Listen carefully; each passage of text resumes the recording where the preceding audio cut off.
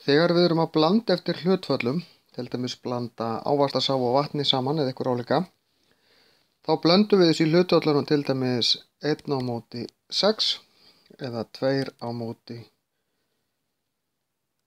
7 og þá þurfum við að passa að það er ekki þannig að það séu, ef við erum að búa til dæmis 6 lítra, að þá sé 1 lítir af vatni og 1 af djús, því það gerir 7 lítra.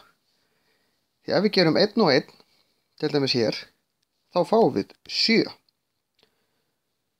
Þannig að til þess að athuga til dæmis ef ég ætlaði að gera 6 lítra, þá þarf ég að deila með 7, ekki 6.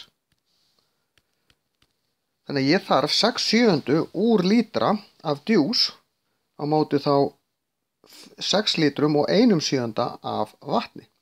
Ef þetta væri djús eða þykni og þetta vatn. Þannig ég þarf alltaf að passa. Hér er ég með 9 hluta. 2 af þeim eru þá þyknið og 7 af þeim eru þá vatnið. Eða jafnvel öfugt, það fer eftir textanum hvað er á undan. Því það orð sem er nefnt á undan í textanum er sem sagt fyrri talan, og orðið sem er nefnt seinna í textanum er þá seinni talan.